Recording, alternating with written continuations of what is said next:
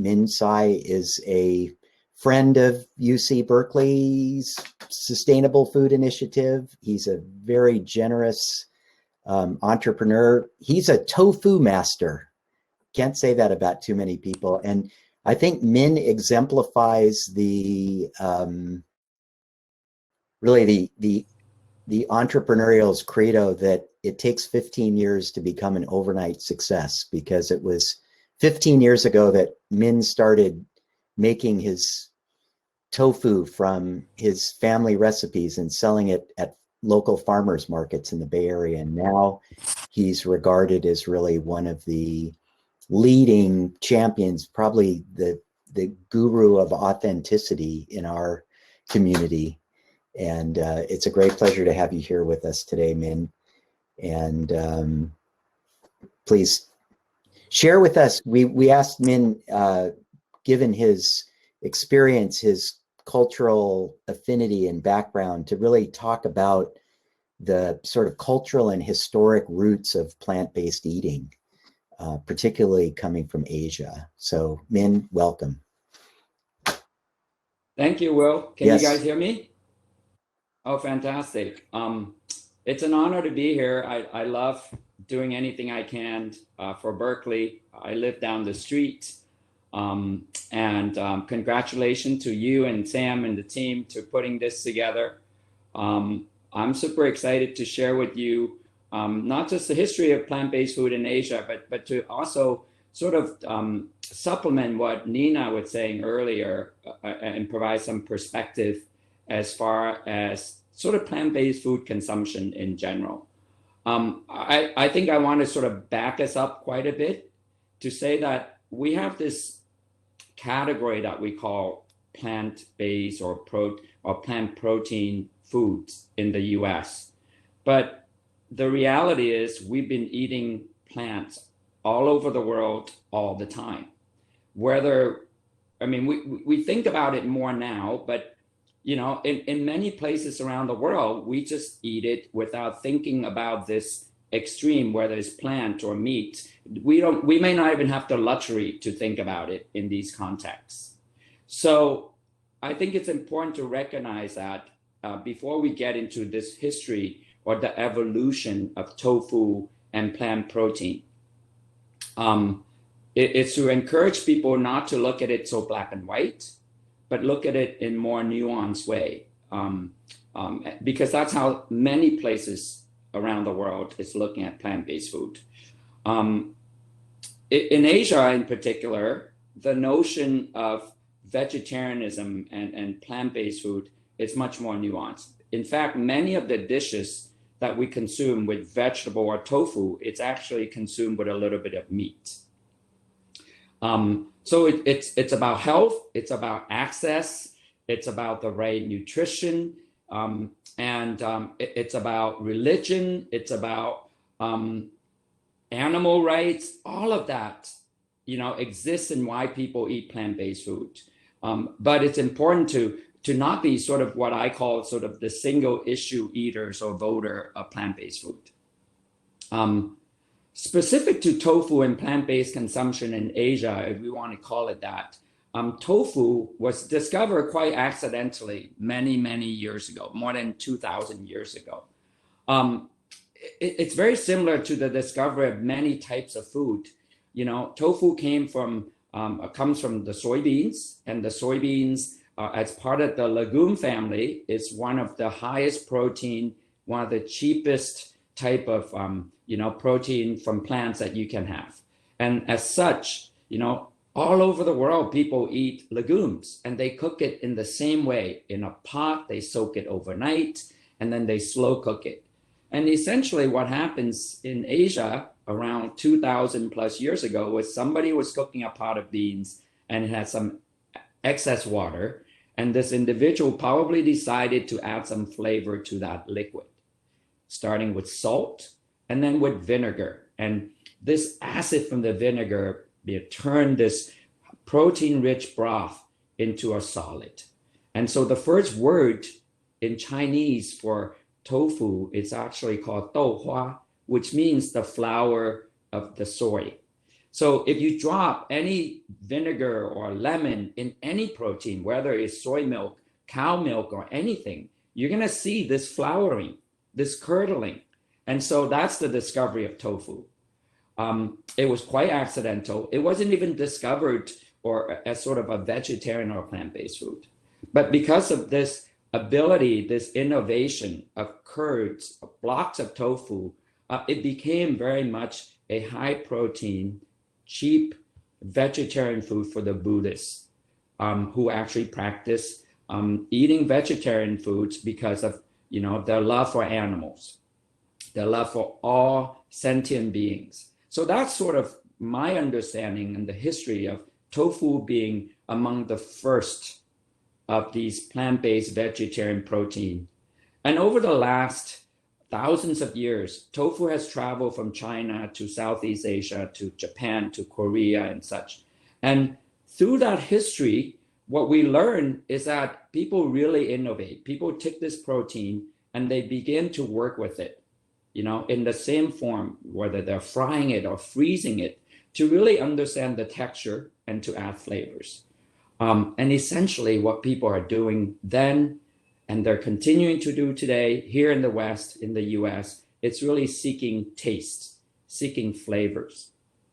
And so that's an important perspective simply because, you got thousands of years of people working in this one ingredient called tofu.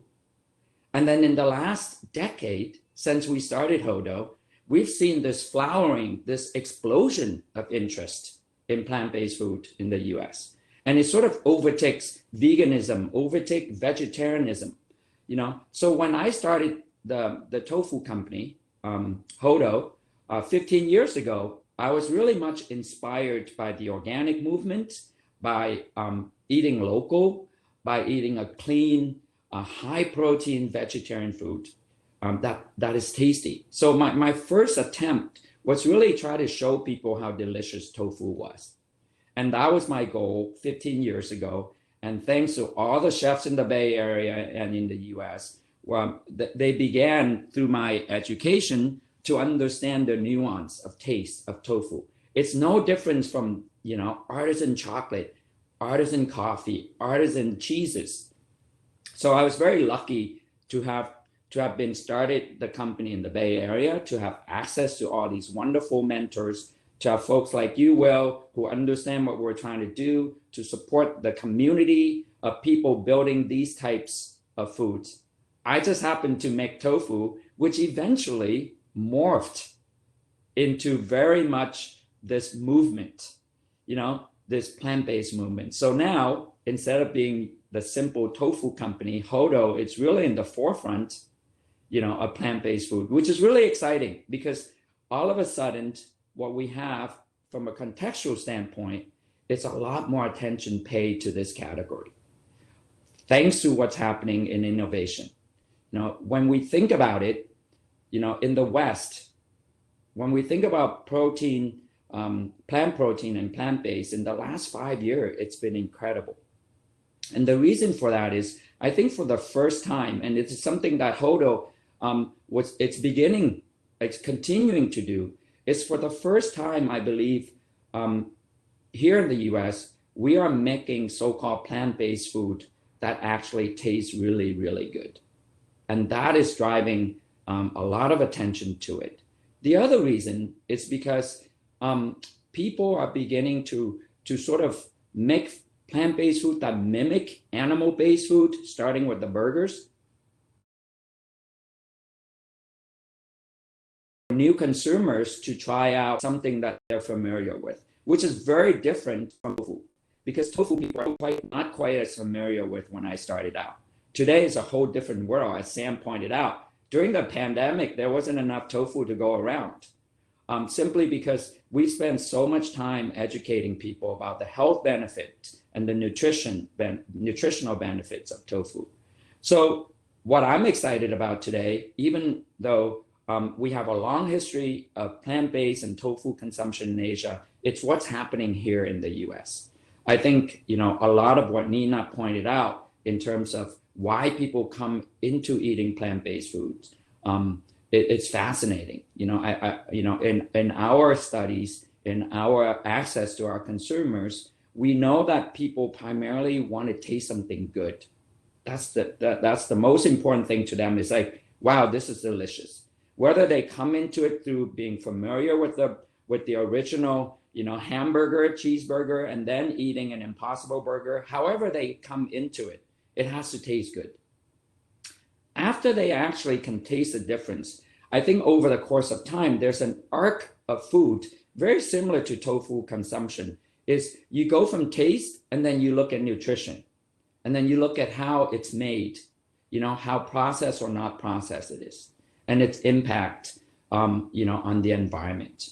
So people come to it from taste perspective, and then they think about its impact on animal rights, on the environment, on their health, and then on the health of the planets from in terms of how it's grown, the people that are making the foods. One of the reasons why there was tremendous interest in plant-based food during the pandemic was because of, all the butcher houses, how they treat people. And that really turned people off of meat. So, and that's a key driver for a lot of people thinking I ought to eat something plant-based during the pandemic. And people are not able to go out, perhaps they don't exercise as much. So health became really important during the pandemic because of the pandemic itself.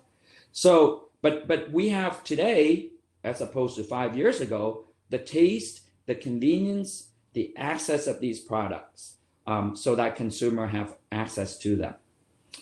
So that's sort of my broad overview of the evolution of tofu in Asia, going all the way to the US. I can get deeper into all the geeky of how tofu is made, but I'll stop there and maybe we can do more Q&A. Well, you get tremendous credit for being on time, Min. So thank you very much. I practice. We have a full plate today and tomorrow. I loved your apocryphal story about the discovery of tofu, because it very much reminded me about the story of the discovery of tea, where Bodhidharma was meditating, and a tea leaf fell off a tree and fell into his bowl of hot water that he was sipping. And when he took a sip, it was a moment of illumination and kept him awake forever. So I love that the Chinese culture brings us these wonderful culinary delights in a beautiful story too.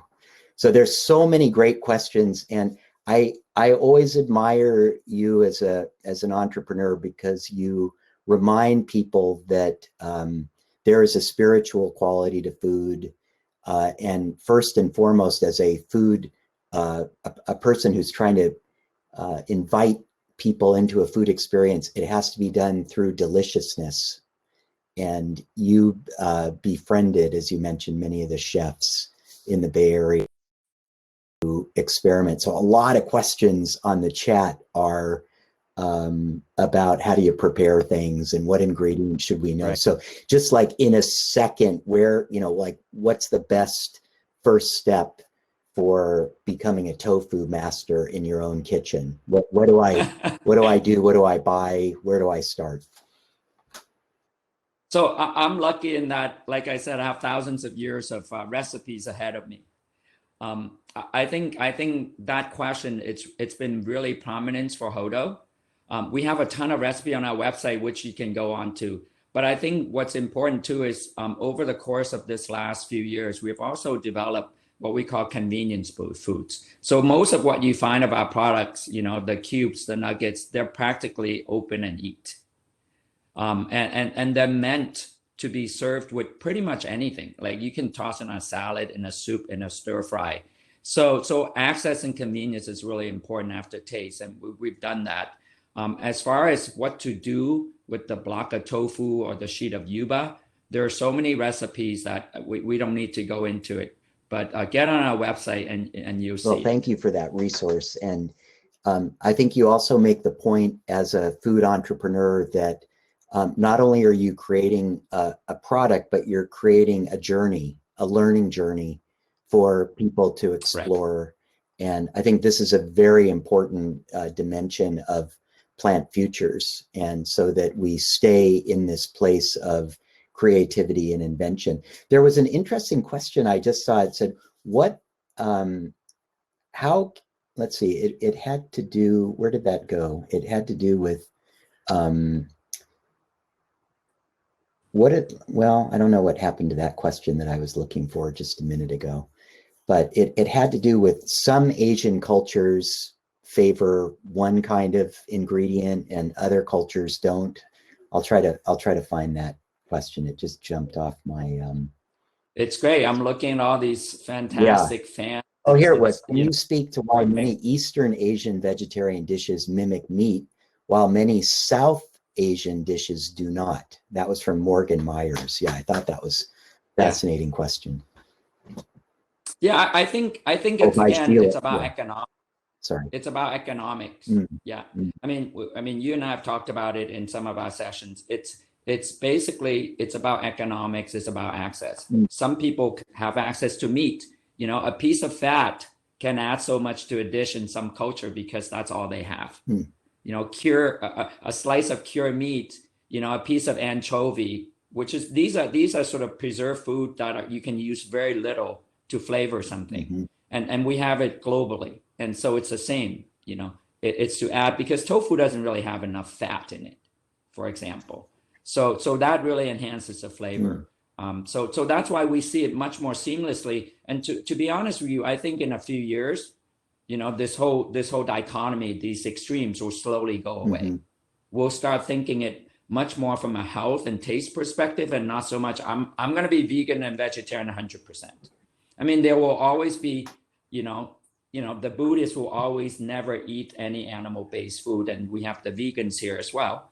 But I think the mass consumer will begin to see it, I hope, in a more nuanced way. And we've seen those shifts, just the way the products are presented and merchandised and named and shelved in the stores. So, Min, it's really generous of you to be with us on a Saturday morning, taking time out of your really busy schedule. We're really grateful, and it's a pleasure. And thanks for all you do. So, really appreciate you being here.